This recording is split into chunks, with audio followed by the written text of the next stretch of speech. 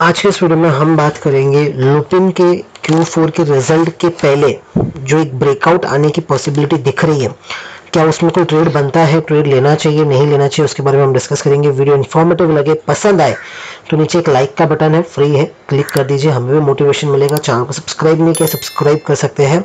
साथ ही साथ डिस्क्लेमर नहीं पढ़ा है, डिस्क्लेमर पढ़ लीजिए, डिस्क्लेमर पढ़ना बहुत ज़्यादा इंपॉर्टेंट हो जाता है।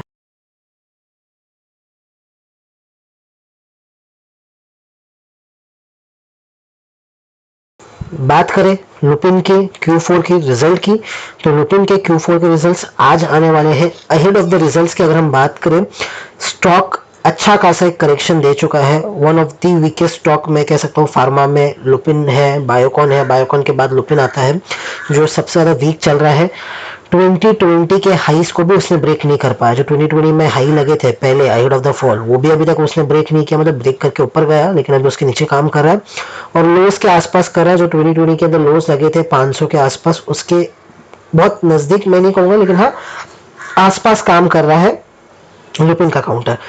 टेक्निकली अगर हम बात करें डेली टाइम फ्रेम पे, फंडामेंटली मैं इस पर ज़्यादा चर्चा नहीं करूंगा क्योंकि फंडामेंटल्स मुझे इस कंपनी के उतने अच्छे लगते नहीं है। फार्मा में और भी अच्छी कंपनी है, सन फार्मा है, फिर आपका सिप्ला है, काफ़ी सारी और कंपनीज है जो ज़्यादा अच्छी है कंपेरेटिवली फंडामेंटली, जो इन्वेस्टिंग के लायक है।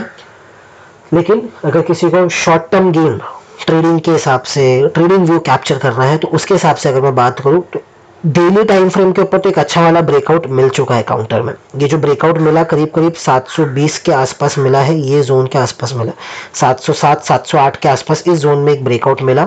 काउंटर ने एक अच्छा मूव दिया। वहां से अगर मैं बात करूं तो करंटली अगर मैं यहाँ से कैलकुलेट करता हूँ तो काउंटर यहाँ से अच्छा खासा 5% ऊपर है। अब अगर मैं बात करूं शॉर्ट पोजीशन, इसके अंदर क्रिएट करने की मेरी कोई राय नहीं है, अभी इस लेवल पे नहीं क्रिएट करना है। कहां तक ये जा सकता है? पहला इमीडिएट टारगेट इसका 775 तक बनना चाहिए। इसी मूव के अंदर, ये जो मूव एक ब्रेकआउट मिला है, इसी मूव के अंदर 775 तक एक टारगेट बनना चाहिए। क्या मैं इस पॉइंट पे एंटर कर सकता हूँ आज अहेड ऑफ द रिजल्ट? मेरा जवाब होगा नहीं, क्योंकि इस पॉइंट पे जब आप एंटर करोगे ना, आपका स्टॉप लॉस इसके पहले तो किधर भी नहीं बनेगा। 708 707 के पहले तो किधर भी नहीं बनेगा। जहां से ब्रेकआउट मिला उसके पहले स्टॉप लॉस नहीं बनने वाला है। तो 5% का तो रिस्क आप एनी हाउ कैरी कर ही रहे हो। रिजल्ट के बाद काउंटर अगर 5% नीचे हुआ, कुछ होता है, तो स्टॉप लॉस हो जाएगा। 5% ऊपर भी गया तो आपको 1:1 का ट्रेड है, उससे ज़्यादा कोई प्रॉफिटेबल ट्रेड है नहीं। और ऐसे काउंटर में इतना रिस्क लेके काम करना मेरे हिसाब से वर्थ इट नहीं है। यही अगर आप थोड़ा सा टाइम फ्रेम बड़ा करोगे, 1 वीक पे जाओगे, तो आपको एक लेवल नजर आएगा। वो लेवल नजर आएगा करीब करीब 800 के आसपास, 780 के आसपास, 780 790 के आसपास, 800 के आसपास, जो कि एक ब्रेकआउट जोन होगा। एक डब्ल्यू पैटर्न बन रहा है इस काउंटर के अंदर। पिक्चर परफेक्ट तो नहीं है, लेकिन हाँ एक अच्छा वाला डब्ल्यू पैटर्न बन रहा है। उस डब्ल्यू पैटर्न का एक ब्रेकआउट मिलेगा आपको 790 के आसपास। मंथली पे जाओगे ना, तो इसका 200 मूविंग एवरेज मंथली पे लगाओगे तो 2022 2023 बहुत कम बार उसने अपना मंथली 200 मूविंग एवरेज के ऊपर सस्टेन किया।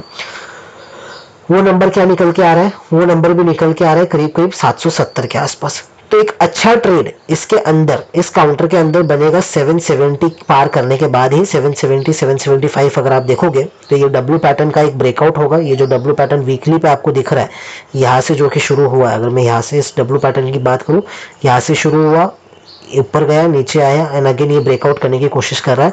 तो 770 780 के ऊपर अगर ये क्लोज करे, हाल ही के लास्ट नवंबर के बाद इसने 780 के ऊपर क्लोज नहीं दिया, तो अगर 780 के ऊपर डेली टाइम फ्रेम पे क्लोज देता है, उस पॉइंट पे एक अच्छा ट्रेड बन सकता है। उस पॉइंट पे अच्छा ट्रेड कैसे बनेगा? या तो एक थोड़ा सा डिप मिले, क्योंकि एक रेजिस्टेंस लेवल है, डायरेक्ट तो ब्रेक करना नहीं चाहिए।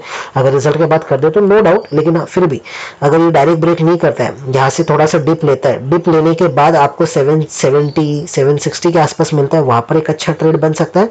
या ब्रेकआउट के बाद रीटेस्ट करता है तो अच्छा ट्रेड बन सकता है। एनी हाउ अगर आप 770 780 के आसपास यहाँ पर अगर आप बाय करते हो इन लेवल्स के ऊपर, क्लोजिंग के ऊपर 775 के ऊपर, 5% कितना होता है? 5% होता है करीब करीब 730 के आसपास। तो अगर आपको 5% की रिस्क लेनी है तो इस पॉइंट पे लेने से अच्छा मैं ये सजेस्ट करूंगा, मेरा ये व्यू होगा कि इस पॉइंट पे 5% की रिस्क लेने से अच्छा है कि आप 80 775 के ऊपर जब क्लोज कर देवे, डेली क्लोज अगर आपको 775 के ऊपर मिल जाएगा, 777 के ऊपर मिल जाए, तब अगर आप 5% की रिस्क लोगे वो ज्यादा वर्थ इट होगा। क्यों? क्योंकि 5% की रिस्क लेने के बाद अगर ये ब्रेकआउट कंफर्म होता है और अगर ये ब्रेकआउट सक्सेसफुल होता है, मिनिमम आपको जो पहला टारगेट मिलेगा वो करीब करीब 900 का मिलेगा, यानी 15% का आपको टारगेट मिलेगा। 1:3 का आप रिस्क रिवॉर्ड के साथ काम करो।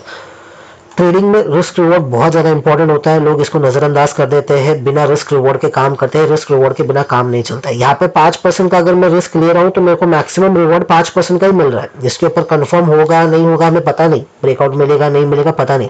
तो मेरे सामने तो अभी इमीडिएट गेन 5% का ही है, तो 5% का रिस्क 5% का गेन 1:1, यानी जितना मैं लूज करूंगा उतना ही मैं अर्न करूंगा, तो वो मेरे लिए बेनिफिशियल नहीं हुआ। एक ट्रेडर के लिए हमेशा जितना आप लूज करो एटलीस्ट उसका ट्वाइस या थ्राइस आपको मिलना चाहिए। तो ट्वाइस या थ्राइस कब मिलेगा? जब वो 775 777 के ऊपर जब क्लोज कर देवे डेली टाइम फ्रेम के ऊपर, तब इमीडिएट आपको 15% की जगह मिल रही है, करीब करीब 875 से 900 तक का इसके अंदर एक क्लियर मूव आ सकता है, इजी मूव, अच्छा मूव आ सकता है काउंटर के अंदर। और वो कैसे आएगा? वो ऐसे आएगा कि अगर ये ब्रेकआउट कंफर्म भी हो जाता है और इस केस के अंदर अगर निफ्टी के अंदर एक ब्रेकडाउन हो जाता है, कुछ नेगेटिव न्यूज आ जाती है, तो ये जो डिफेंसिव स्टॉक्स होते हैं, कौन से डिफेंसिव स्टॉक्स? एफएमसीजी हो गया। एफएमसीजी हालांकि अभी ऑलमोस्ट अपने ऑल टाइम हाइस के आसपास चल रहा है, तो एफएमसीजी इंडेक्स तो अपना टॉप बना दिया है। अब अगर मार्केट में करेक्शन आएगा तो फार्मा सपोर्ट करेगा, फार्मा सपोर्ट करेगा तो ये यहाँ से इजीली 775 से 875 900 तक इजीली जा सकता है। तो अगर आपका मार्केट पे व्यू बेरिश है, काउंटर व्यू अगर आपको लेना है, मार्केट पे व्यू बेरिश है, तो फार्मा अब सपोर्टिंग हो सकता है। आईटी थोड़ा सा सपोर्टिंग हो सकता है, आईटी उतना सपोर्टिंग नहीं होगा लेकिन थोड़ा सा सपोर्टिव हो सकता है। एफएमसीजी बैक स्टेप हो जाएगा क्योंकि एफएमसीजी ऑलमोस्ट अपने 52 वीक हाई पे है, यहाँ से कितना और भागता है पता नहीं, लेकिन फार्मा में एक अच्छा खासा स्कोप है और उनमें भी वो स्टॉक्स जो काफी ज्यादा बीटन डाउन हो चुके हैं। तो लुपिन एक काउंटर हो सकता है 780 के ऊपर, 775 के ऊपर अगर ब्रेकआउट मिले तब आप 5% का रिस्क लेके ज्यादा वर्थ इट होगा, ना कि यहाँ पर अहेड ऑफ द रिजल्ट एक पूरा प्रेडिक्शन हो जाएगा और कुछ नहीं होगा, तुक्का हो जाएगा कि भाई खोला तो 5% ऊपर, खोला तो 5% नीचे। तो उससे अच्छा है कि कंफर्म ब्रेकआउट पे काम कीजिए।